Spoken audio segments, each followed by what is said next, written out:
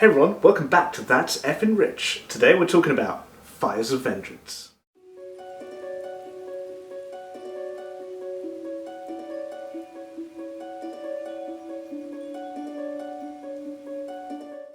So first of all, I'm going to be giving my non-spoiler review of the book.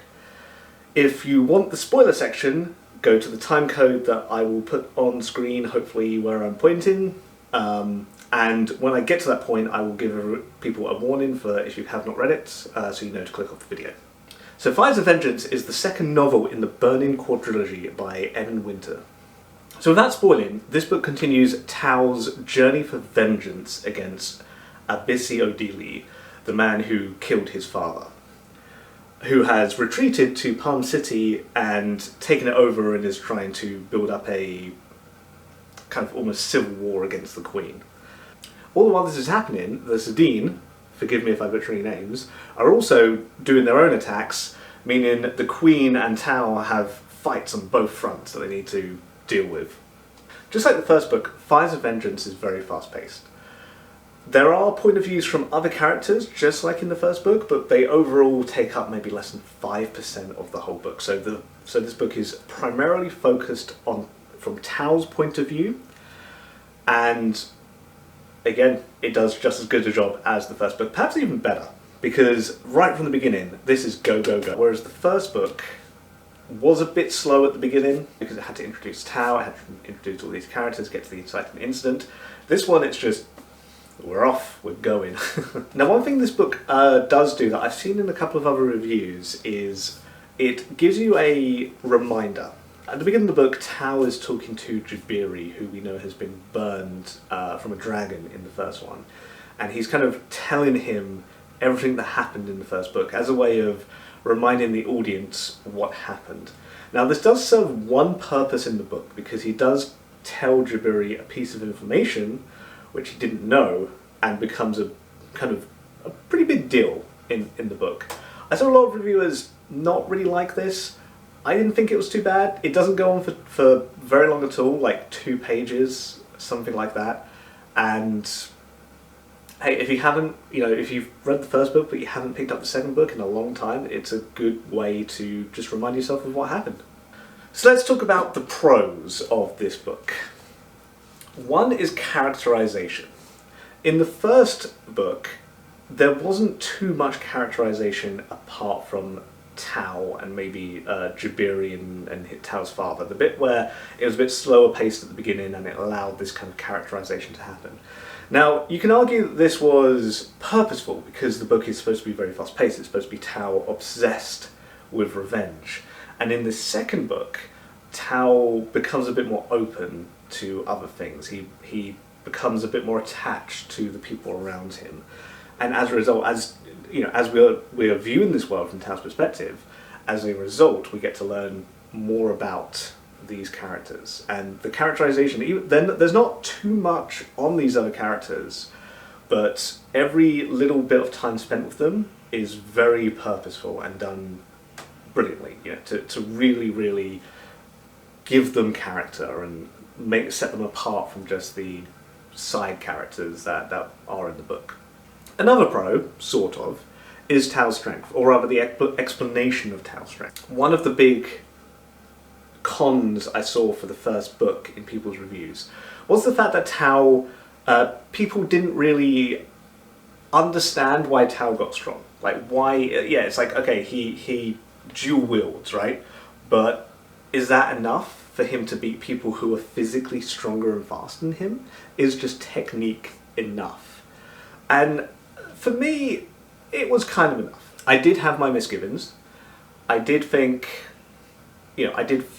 like I think a lot of people thought that, is it really, like, is having just 2 swords and being ambidextrous with his left hand, is it really good enough? Well, it's explained in this book. There is a reason, apart from just being two-handed.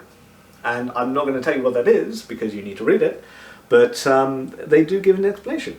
And the cool thing about this explanation is it does lead into future things. Future things that aren't shown in this book, but future things, I believe it's more foreshadowing for future things that are going to be shown in the third and fourth books. Another pro is Tao is a more likeable character. In the first book, he was a bit dumb at times, and he was obsessed with revenge, and this made him kind of hard to root for because he would just push everything aside. He wouldn't care about anyone, he would be completely selfish, completely centered on what he wanted to do. And in this book, he does relax a little, he gets to know other people more, and he becomes a more likable character. He actually tries to protect people he cares about. And as a result, he is just a lot more rootable. You want him to win in this book. And now we're going to talk about some of the cons I found in this book. So one, the climax. The climax was a little underwhelming. When a book is fast-paced like this, it's kind of difficult to do a good make a climax seem more impactful than things already are. Because everything is already go, go, go, and you're trying to make it even more go, go, go. And another thing which we'll be talking about more in the spoiler section, Tao's eventual duel with Abasi Odili could have been better. Again, we'll talk about in that spoiler section. I don't think the climax of the book wasn't any less than the rest of the book, but it wasn't as good as you were kind of hoping it'd be. It wasn't like it. This is something that you've been reading for 2 books now, right? So Abasi is someone Tao's wanted to get revenge on since book 1. So I was hoping for a little bit more than what we got. It was just kind of underwhelming. And the only other real con I can think of, number 2, the book was a little predictable, honestly. The book follows a formula here in that right from early on we know that they are training to take Palm City back from Abasi, and that this book is going to end with the duel with Abasi Odili. I mean, the Zidane are attacking from the sidelines, but that's what we know, and basically that's what happens. There is some foreshadowing for future things, but there's largely nothing happens that we're not expecting. Everything just kind of happens as we expect it to happen. And that's my only other really real con, or more of a nitpick maybe. It's something which I would have liked to be excited a bit more. I would have liked some things to happen a bit more. Again, there is foreshadowing, so I think these things may happen in book 3, book 4, but in this one there's just not too much out of the ordinary that happens. So overall, just give my overall impressions of Fires of Vengeance. I like the book. If you like the first book, I think you'll like this one. I'd give it like a 4 out of 5. Again, 4 out of 5 is really good. I really enjoyed it. It's definitely a page turner. Once you start reading this, you'll read it in like a few days, maybe even one day. It's really difficult to put down. It's just very, very, very well paced. Just very relevant bits of information. Story progression is always happening in every chapter. And like in the first book, the chapter is split down into minor chapters, so you're always kind of feeling like you're getting to another chapter every like 2-3 pages, and so it always happens in those chapters. So it's very, very nice to read. As I mentioned before, my only con is that I would have liked something to happen that we weren't expecting, something more to kind of happen. It's just a bit too predictable, basically. Spoiler section. So in this spoiler section, I just want to talk about some of the kind of more key aspects to this story, and just talk a bit about them, if I liked them, didn't like them, where I think they might be going, etc. First things first is the demons. So in this book, as we know, Tao and the others are fighting the demons. They're going into a shogun like Tao did in book 1, but now it's a team, and they're fighting the demons to basically protect the people who are summoning the dragons for the Battle of Palm City. The main thing I want to talk about here was the fact that the demons are now coming into the main world and attacking Tao in the main world. I thought that was actually a pretty cool concept. At first, you think it's just another one of his illusions. And I kind of wish that they had done that a bit more, where maybe Tao thinks he's going mad a bit, a bit more, because they kind of only had one instance where Tao sees a demon, everyone thinks he's just seen things, and then the second time it happens, they're like, oh yeah, I see that too. But I really like this because it's a lot of foreshadowing. I think the series will end on this God in Ishogo kind of waking up or coming back alive and trying to take over the main world. This is foreshadowing for later. It's showing, oh hey, the demons are attacking, they are, somehow able to come to our world. And if one or two is somehow able to come to our world now, what's going to happen in the future? So yeah, I really, really like that. That is like, I guess like the one sort of not predictable thing that happened in the book that I quite liked. It was just very minor. The sister, Queen Essie, she also hears a quiet voice as it's described in the book. This is another thing which I think could be related to the demons. She thinks she's hearing the voice of the goddess, but again, I think this could be something else which is related to the god in Ishogo and the demons kind of rising up, and maybe this is some kind of demon which is talking to her and manipulating her. We don't know yet, but this is another kind of nice bit of foreshadowing that I quite liked. Too bad she died. I was kind of surprised that she kind of died without any of this being explained, but it is a nice bit of foreshadowing for future books. Next in characters. The Visor, Siora, Jabiri, the Handmaidens. There's so many more characters in this book, and I think they're all done a lot better.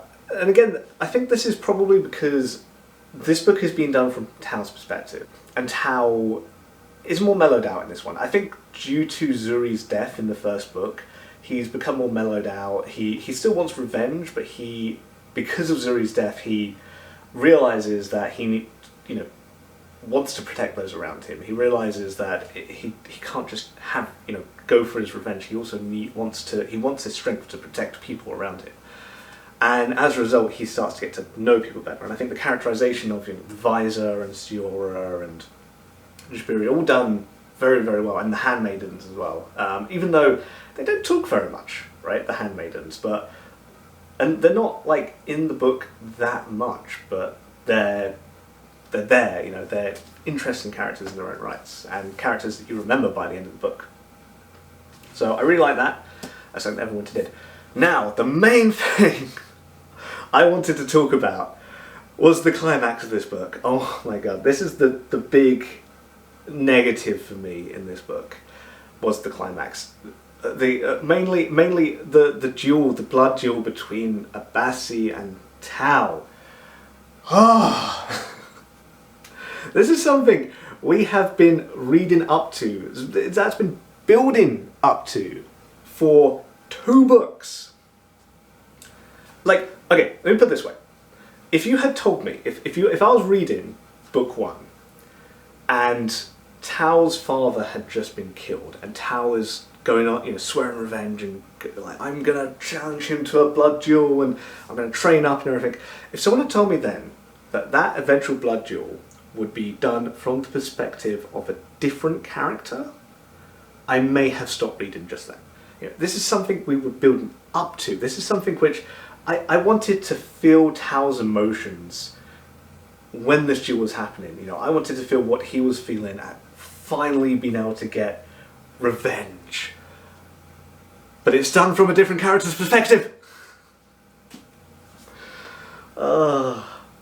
That's the only, that is the big minus, the big negative of this story. As for why it was done that way, I think it's possible that Evan Winter wanted to show the consequence of Tao's actions. The fact that if they had made nice with Abasi, they could have pulled all of his army into theirs and there wouldn't be any people trying to, any kind of civil war or anything like that.